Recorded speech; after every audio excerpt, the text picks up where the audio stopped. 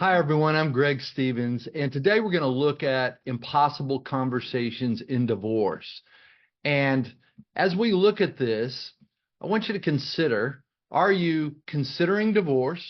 Maybe you're currently going through a divorce, or you have already divorced and you have child custody with your ex. You still have to deal with your ex. Maybe you're still harboring feelings of resentment, and you also may be sick and tired of being sick and tired. So, who am I and why am I talking about this? Well, I've been a communication consultant and executive coach for more than 25 years. I'm actually master certified in crucial conversations, crucial accountability, crucial influence, and a lot of other different programs. But these are some of the core things that I teach. But why should you listen to me? Because I've actually been through two divorces, and I had to navigate using the skills that I teach how to have conversations. So I use crucial conversations and crucial accountability as a background for how I coach. But I found impossible conversations are the application of those different training programs on a day-to-day basis. How do I deal with an ex? How do I deal with an issue with my kids when I'm trying to co-parent and we're not even in the same house? I wanted to be able to help you have some of the breakthroughs that not only I have had, but my current wife has had. And I'll tell you a little about that at the very end of today. But I think it's important to let you know I have done this. I've gone back and cleaned up my past relationships. Now, you don't have to do this. But what I'm going to tell you is if you do take something like this on and go clean those up, life moves so much faster and freer when you can put the baggage where it needs to be in the past. Don't trip over something behind you, folks. There's certain pieces of our life we need to get past. And I'll say this at the end as well. This is something that it takes some effort to do. It takes some desire, but it takes skill, and that's just it. Most people have never learned the skills of how to do this. These are the mechanics of how to go have difficult conversations. So if you are in any of these categories here, you're in the right place, and we want to help you. So, I want you to think about this. When's the last time you completely messed up a conversation with your ex? Was it today, maybe a week, a month ago, maybe more than a month? Maybe you're perfect. You've never messed one up, so you're actually in the wrong place because we can't help you if you're perfect. Well, no perfect people here. So, I'm a person that I have messed up a lot of conversations, but I've gone back and cleaned them up. But as we go into this, you really need to look at what is it you really want. Now, I'd like you to take a second and pause the video to really answer one of these four boxes. Just get yourself mentally clear on what we're about to talk about. What do you want in your life? Maybe what kind of an impact do you want? What kind of legacy would you like to leave your kids? Or what kind of reputation do you want to leave? And as we think about our lives, are you willing to do what it takes to have those things you've just lined out? So take a moment, write some of this down, do a self-reflection before you go forward, because that's going to help you understand if this is something you would be interested in doing at all. Now, I'd like to share with you my first divorce and how I went and cleaned things up. When I first took this class, I never had the intention of actually going and having a conversation with my ex. And I had been divorced for over 9 years. And each time I thought I saw my ex-wife, I nearly threw up.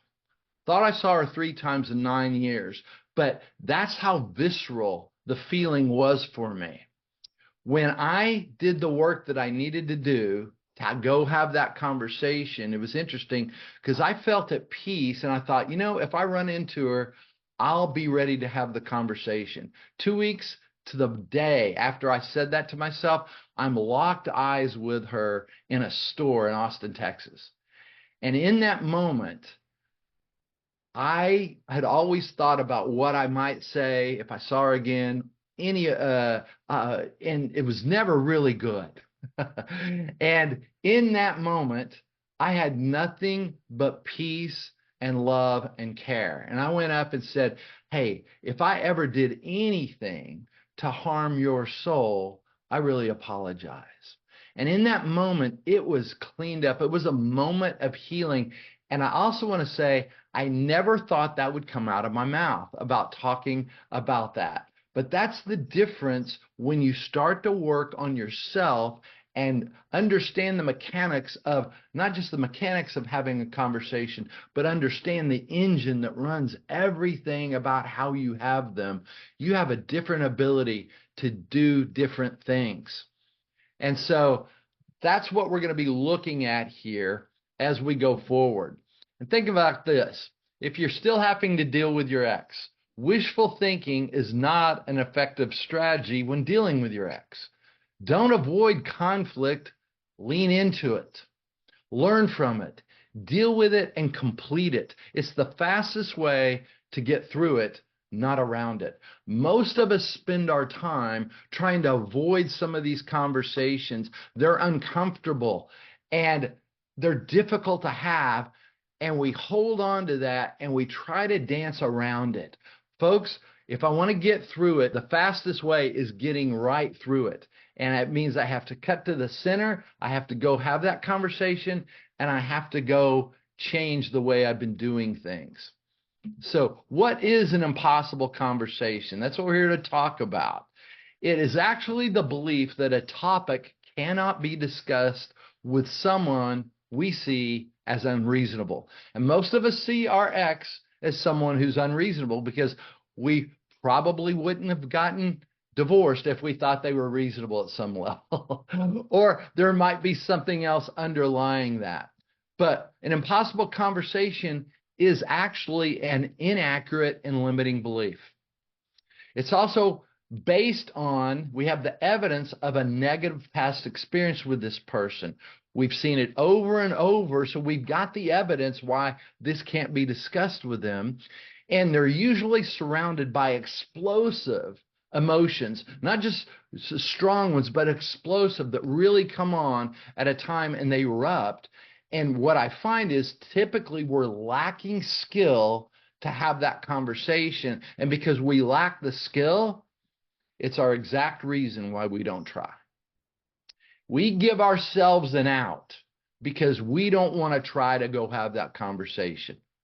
And our mission in what we're doing here with the Divorce Impossible Conversations, we want to develop your ability to engage in these impossible divorce conversations, allowing you to move past your own emotional pain. That's one of the things I found, folks.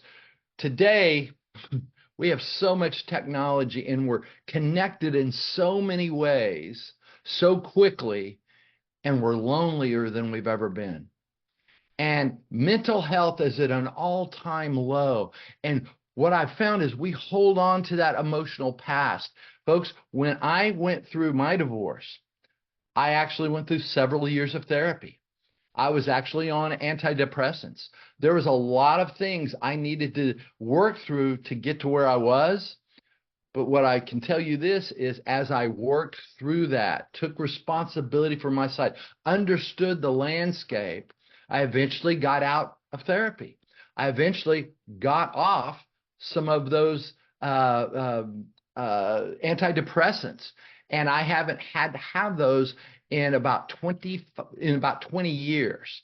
And so I haven't had to have those in about 20 years because I was able to handle those things and let that go. There was a level of self-healing that showed up as I took on these conversations, something I never thought would actually happen.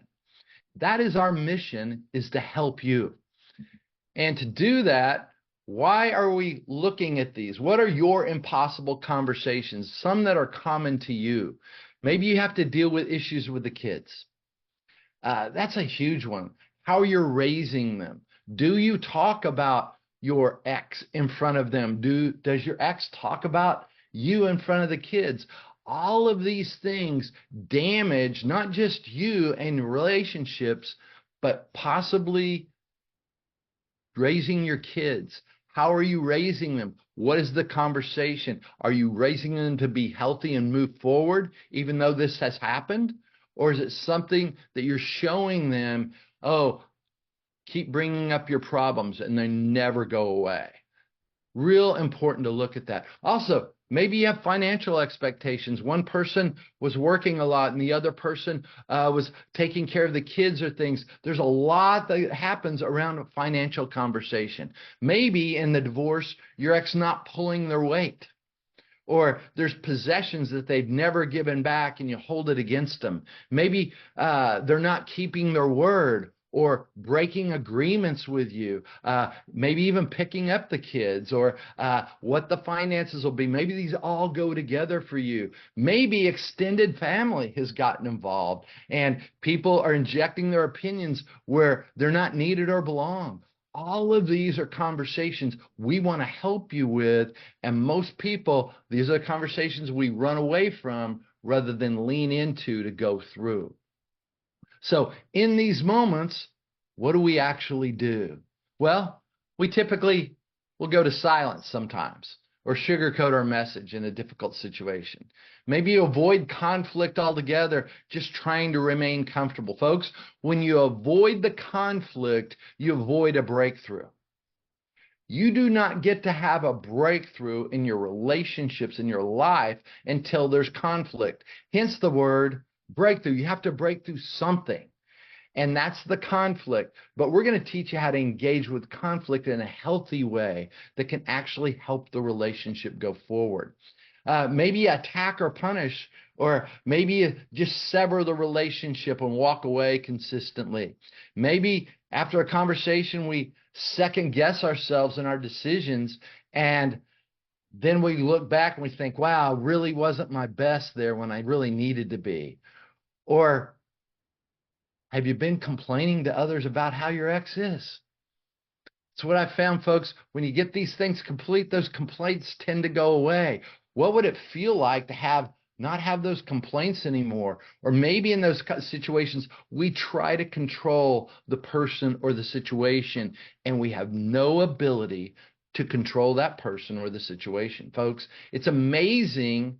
We typically want the other person to change, but we can't do that. We'll talk about that in a moment. So during these conversations, have you ever been told or maybe even said to the other person, calm down? How does that work? When someone tells you to calm down, is it a calming statement? Probably not. Maybe we'll come in with you're overreacting, or you just walk away like you always do. There's an emotion with it. Or maybe we come out and we hear a complaint over and over from our ex. Why do you have to complain about everything? Or maybe you're just being overly dramatic right now. All of these things I've seen couples do. I've done them myself.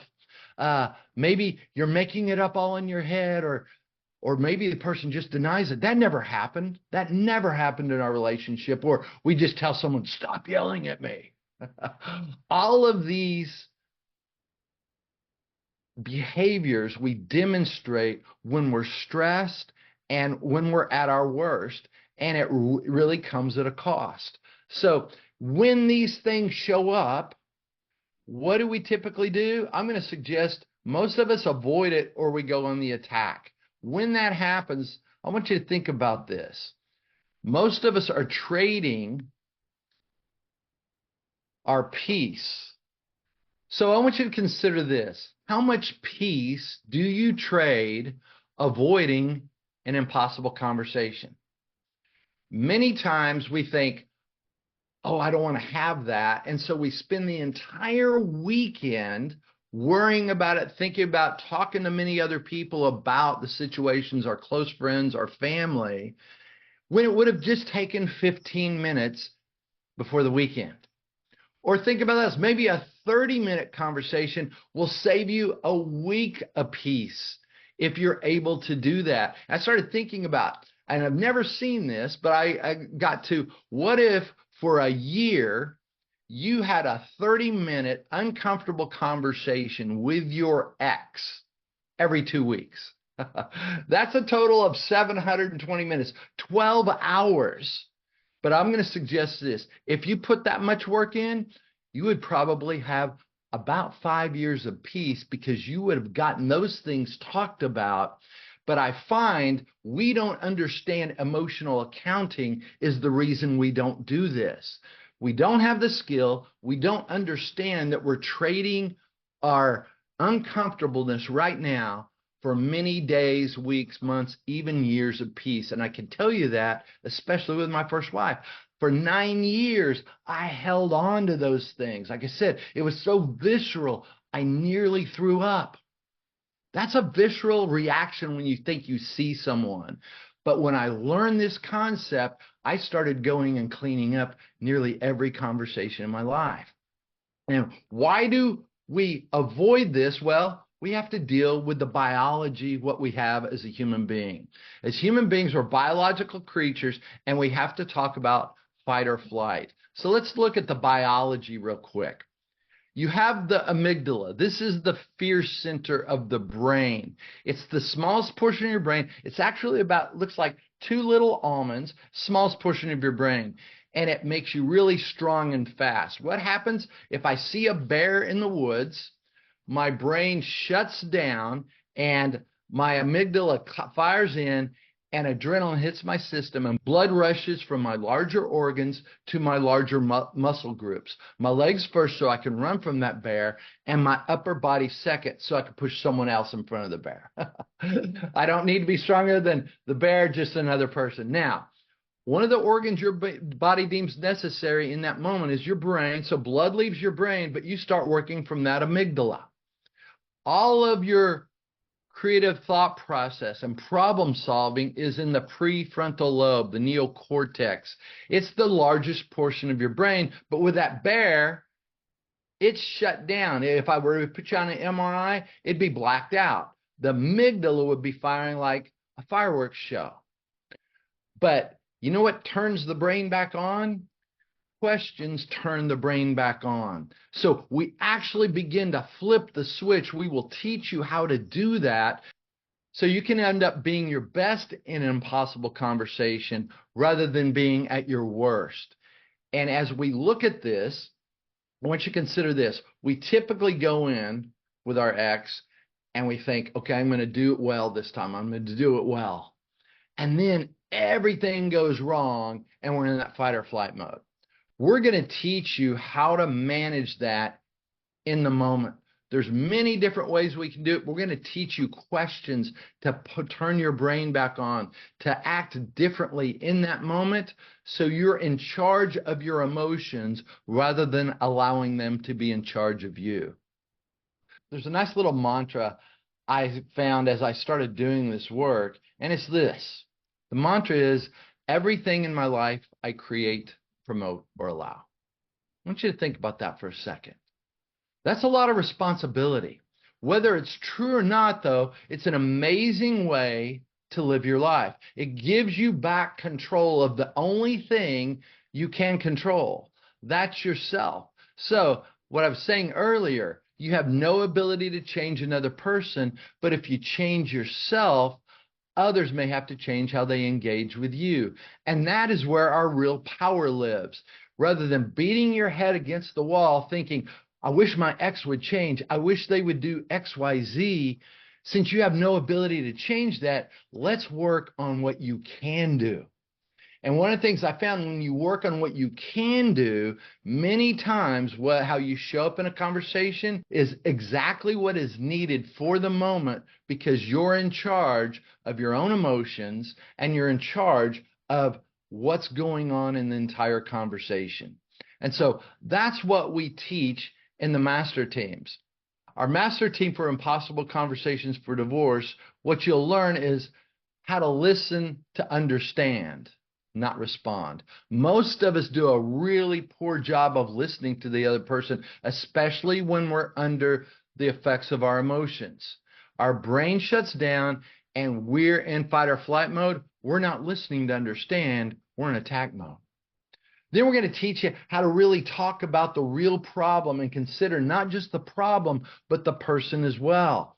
Because if I'm going to deal well with this person, I have to show up differently, and I have to look at them a little differently as well. And to do that, we have to maintain control of our emotions. We're going to teach you how to do that, how to speak clearly, honestly, and respectfully during those most difficult times, and how do I create psychological safety, not only for myself, but the other person as well during the conversation. To do this, we have to change our mindset, and we have to stop allowing others to push our buttons. We've got some great exercises and insights to help you understand to do that. And we have to be able to center ourselves immediately when that trigger arrives. So there's work to be done. It's not something you just go in and you take a class or you get a little coaching. You've got to go out and you've got to practice it. You've got to do something with this as you do it. And so, but if you do these things, the benefits you'll get, you're going to have reduced stress. You're going to build your confidence. You're going to have a greater sense of peace. What it would be like to be peaceful around your ex rather than constantly being at odds with them. Maybe you'll have the ability to influence that difficult situations as you see them.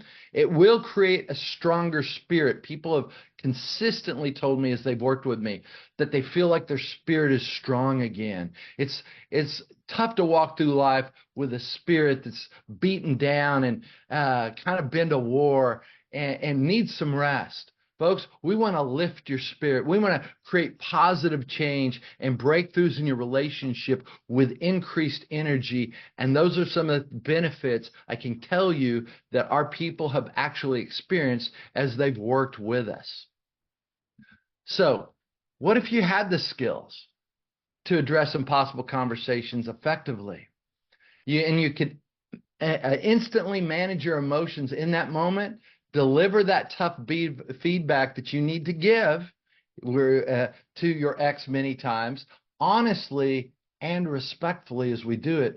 Improve those relationships, not with just your ex, but with your kids, with other family members, and be able to speak with anyone about anything. Now, it's interesting because I didn't know these skill sets until I was in my second marriage. And I have to share this with you. My second marriage, I was out practicing the skills. I was doing this, and I realized we needed a divorce. And I went to my ex-wife, who's now my ex, and I said, hey, you know what? I said, I think we both want to be out of this marriage. And I said, but we were friends at one time, and we don't feel that now. I said, I don't want to carry this baggage over into any other relationship. So I said, let's make a deal. Let's sit down and create a friendship again. And let's divorce as friends, or else let's just be stuck with each other. Now, we both wanted to be out. We had a motivation. But we sat down and we started to work on a friendship. We even went on a vacation together, sat on a beach, and actually wrote out what would work for us in the divorce. Now, did everything go smoothly? No, there was a lot of difficulty. There was a lot of conflict in those. But let me share with you the results with you at the very end. About a year after we completely divorced, she was living in the Baltimore area. I'm living in Austin. She called me one day. She said, Greg, she said, are you going to be home on Tuesday next week? I said, yeah, what do you mean? She goes, well, she's a flight attendant. She said, I'm going to fly into Austin. It's my day off, and I want to take you to lunch. And I hadn't talked to her since the divorce had been final for a year. I said, what's this about? And she said, nothing bad. I just want to take you to lunch. So we went to lunch, and she sat down and said, Greg, I want you to know I'm getting remarried. I wanted to tell you face to face. She said, thank you for how you were committed to doing what you were talking about, cleaning up the relationship, helping us move on. She said, I was able to move on and go forward. And I talked to my fiance, we want you to come to the wedding. And I said, you know what? It means the world to me that you came and actually took your day off, flew across the country, and took me to lunch to invite me to your wedding. I'm not going to go, but I said, I want you to have the best life you can have. And that is something that showed up that I never thought would be possible. I couldn't even imagine that happening, but that's what showed up in the relationship. And so I want to give you one skill set before we leave. I always like to leave people with one good idea. And my one good idea today, we'll call it a prescription. Because when you go to the doctor, they diagnose what's wrong, and then they give you a prescription to help you. If you're in the middle of a impossible conversation and you find everything going wrong, do this. Take a deep breath. Let it out. You break that parasympathetic nervous system, and it tells your body you're safe. You can go back to talking about it. Then ask yourself in that moment, what is it I really want in this conversation? And when you can come up with a positive motive, not a negative one. Many times I ask that question, I want to hurt this person, but that's not what I really want. Long term, I want something different. What would I really like? I'd like to solve this problem and make sure we're not attacking each other, something like that. And then go back and give that motive a voice. Speak it into existence. Tell the other person what your motive is. Let me share with you one story. I was working with a woman who actually needed to have a conversation with her ex-mother-in-law. And she came to me and I said, why do you want to have it? She said, well, the last time we were talking was 2.5 years ago. And we were cursing at each other during the conversation. And the last thing I told her is, you'll never see your grandkids again. Turned around and walked off. She said, Greg, I feel ashamed. I wasn't at my best. She goes, I was hurt. She goes, I really respected her and loved her. And she said, I'd like to go have that conversation. And so we sat down and worked on it. And normally I let people come to me, but she'd give me her number, something said, reach out to her. So a couple weeks later, I called her up and I said, hey, did you have the conversation with your ex-mother-in-law? And if so, how'd it go? She got really quiet. She said, well, no, I didn't. I said, well, what went wrong? She said, well, honestly, I was talking to my girlfriends at a happy hour and telling them that I was going to have the conversation. And they told me you gave me bad advice, that nothing good could come out of the conversation, and that I had good intentions, but I just didn't know the situation. I stopped. I got really quiet. I said, well, you know what? Next time you see your friends, what I want you to do is go up and give them the biggest hug you can, kiss them on the cheek, and say, thank you for taking care of me. Because all they were doing was trying to take care of her. But they had not gone through my class. They had not gone through my coaching. They did not have the skills that she now possessed and understood. And I told her that. And I said, what would you like to do? Because it doesn't really matter what your friends want or what I want. I don't really have any skin in the game. What is it you would like to do? And I completely thought she would say, I'll blow it off. I don't want to have it. She said, I really do want to have it.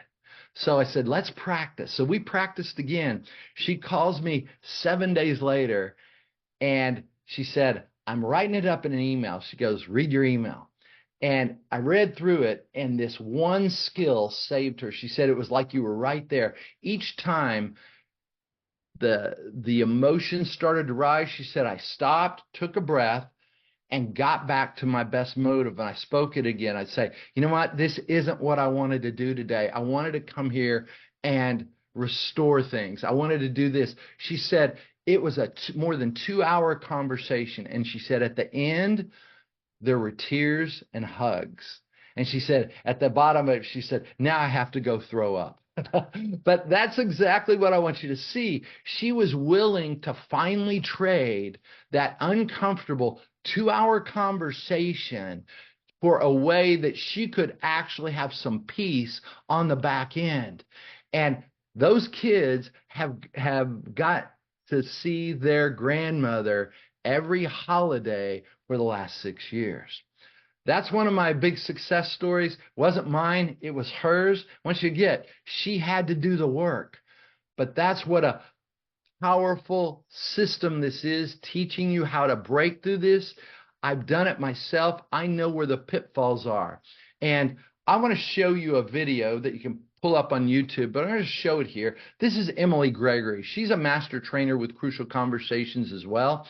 And she's going to talk about her divorce. And they allowed me to use this video for our introduction to Impossible Conversations. But I think it really speaks to, it's a process many times of conversations. It's not just one and done, but is it worth it? That's the thing that most people, or maybe you are asking right now, would this be worth it? I want to show you this one video that may help you decide. In the fall of 2015, after almost 8 years of marriage, I came to a really heartbreaking decision that marriage needed to end. My ex-husband and I will forever have our lives be joined together because we have children together. That will never be a relationship that I can walk away from. I fall into this trap over and over again in my life of thinking, okay, I'm going to have this crucial conversation, we're going to resolve this thing, and it's going to be good, and then it's going to stay good, right? And I did it. I brought every single dialogue skill. I looked deep within myself, and then life went on. One of the added layers of hardness for that divorce was not only did it feel like a personal and spiritual failure, but it felt like a professional failure. I actually stood up on a stage and said, "The Crucial Conversations didn't save my marriage. It saved my divorce." And in that moment, it was true. What is it you really want here, right? What is it you really want for yourself, for the other person, for the relationship? And I have these 3 toddlers, and I'm trying to figure out how to get them fed and get them to bed and get them clean, and also at the same time teach them life skills around sharing and empathy. But at the same time, there's a lot of joy there. I have learned something real and deep and profound, is that in those moments when the skills don't work the way you think they should, and when life is falling down around you, the thing you need to get through those moments is the skills. No crucial conversation is static, no relationship is static. It's not about accomplishing a goal that will then be set in time. And because life's not static, we are continually having to reinvent and shift as relationships and people change around us. And Crucial Conversations doesn't create a static result. What it does is it gives you the way forward.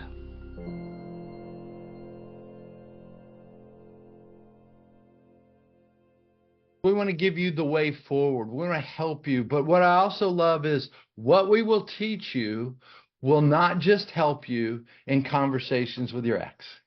It's going to help you in every aspect of your life for the rest of your life.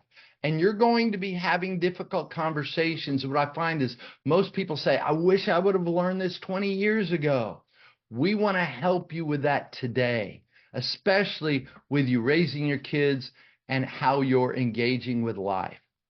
I want to share with you, said Greg and Emily's, we just saw Emily Gregory, and my wife's name is Emily. I got married on Christmas Day 2020.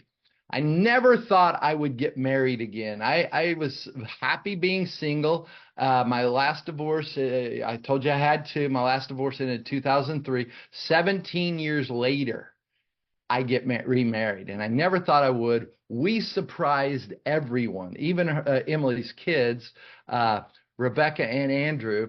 And Andrew at the time was a sophomore at Texas A&M. Rebecca was a senior in high school. We told them to get dressed up and come down. We're going to take pictures in front of the Christmas tree. Well, they came down upset. Why are we doing this today? I said, well, we're actually getting married in 5 minutes. Had an amazing celebration with just us. And what was interesting, though, we tend to spend the holidays with Emily's ex-husband and his fiancee, Kristen. And people say, isn't that weird? You're all together. Well, Emily and JP had actually worked on handling things in their relationship. Emily took my class when we first started dating. She's used those skills, but we didn't want JP to walk in on Christmas Day. All of a sudden, we want to surprise him with the news. So we let him know a couple of days before. And this is JP and the family at Andrew's graduation at Texas A&M several years later. But we tend to get together not just for family get-togethers, but for many other get-togethers. And we have a really close relationship. Now, that wasn't always there. Emily will tell you, she thought one day, she thought, this is just going to last forever. It's never going to go away. The bad feelings. After time is a good healer many times, but still, it doesn't go past the skills. Typically, if you have skills, you can decrease that time where it starts to feel, so it feels comfortable much, much quicker. But what I can say is that we have great family gatherings. There's no animosity whatsoever. That was not always possible. And what I love was the day we did get married, JP and Kristen brought us our first wedding present because they knew before anyone else. Now, I remember sitting in the living room, watching everyone in the kitchen, just thinking that, oh my gosh, years ago, when these two got divorced, him bringing her a wedding present on her wedding day was something that would have never been believable to him. And that's why I want you to see impossible conversations. Those things you think you can't have. There can be a way to do it, but you have to have the skill sets and you have to have the understanding and the insight of how to manage yourself and self-mastery to be able to do it. Remember, like I said, you have no ability to change the other person, but if you change yourself, you may change how others engage with you. So going back to my other quote, everything in my life I create, promote, or allow. Well, I want you to think of this. What are you going to do? Now that you've seen a little of my stories of what we're actually promoting to do. Remember this, folks, you have free will. Use it to accept what has already happened rather than letting past events mess up the rest of your life. Free yourself from that. There's a great author named Michael Singer. He wrote The Untethered Soul, and he also wrote Living Untethered. I love his books, but he talks about releasing those things that we hold on to. And that's what we want to do, help you do in the Impossible Conversations for our Divorce Master Team. I want you to think of it like this. When you sign up for our Divorce Master Team, you are actually giving yourself permission to move forward. Many times we need to take a stand, say, okay, I'm going to do this. I decided to lose 50 pounds and I've dropped 40 in the last 6 months. Okay. I had to make a decision. I had to give myself permission to actually begin eating correctly, to get in the gym, to do the different things, to actually do the work. But in the Divorce Master Team, when you do this, you allow yourself to release that past by taking responsibility for your own personal growth and healing. Folks, it's up to you to be able to do this. As we go into what is a master team, what is this all about? I'm going to describe it to you here in a second. But what is the cost of it? Well, the cost is the price of anything is the amount of life you exchange for it. Let that sink in for a second. What am I putting up with in my life? It's costing me over and over and over if I don't have these. That peace of mind, I've been living with it for a while now. So this is our pricing on master teams, and I'll explain them each one. We have a platinum, gold, silver, and bronze. So the platinum is actually, we'll have anywhere between 4 and 12 participants. And it will either be a 1 or 2 hour session once a week. It depends on how many people we have in that session, whether it's going to be a 1 or 2 hour. So we can make them smaller or bigger. There's good news if it's a bigger group. You get more input, because what we're actually wanting is not just people who want to get. We want people who are willing to give. Give your attention, give your ear. We become a team as we do this. That's why group coaching and this master team is so powerful. The reason I called it a master team is because I had been part of mastermind groups. I've been a part of master classes, and I'm a master trainer. But when I was in a mastermind with some of these, some people gave bad advice. So they hadn't done the work I'd done. So I crossed it between a master class and a mastermind and created to be a master team, where we have group coaching and people have access to me during that time as one-on-one coaching as well, if they need it. But I can pull people further, faster in a group than I can one-on-one.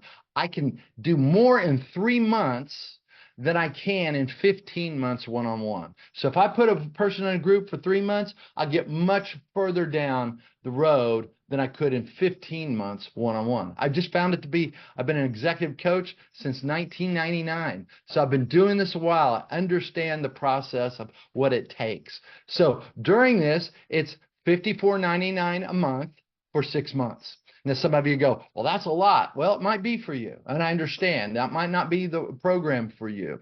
I've actually done more than this for a marketing program that won't change my life. So for me, it's a little different. But then we have a gold for $44.99 a month for 3 months. It's a shorter program. And again, 1 or 2 hours, depending on the number. And we'll have between 8 and 24 people in those. And we make decisions based on that as we go forward. People's schedule, what's going to work. And we're not going to do this unless we know you're going to have the breakthroughs. And we'll talk about our guarantee here in a second as well. Then the silver is a 5-week coaching program. What it is you do the on-demand course of Crucial Conversations, and then for 2 hours once a week, we actually get with you and have group coaching sessions based on those, what you've done. And that's the other thing. Some people say, I don't have a full 2 hours. Well, we will actually record that. So if you miss anything, you can catch up on it. And if you need to leave early, some people will come in and actually, I can only stay an hour today. So they stay an hour, but other people get to stay the entire time. But we look at it trying to get you what you need in that. And then the bronze is, again, our on-demand course, but it's a 1 hour weekly review. But we get into it at a certain level, but you have the extra hour if you do the silver. I'll go through a couple of questions we typically get about the program at this time. Many times people say, this sounds a lot like therapy. How is this different? Well, this isn't therapy. I'm not a licensed therapist, and therapy is important. If you need therapy, this isn't supposed to take the place of that. So please work with your therapist. One of the things I love, therapy, though, is many times looking behind you at what's happened, why. And it's important to understand that.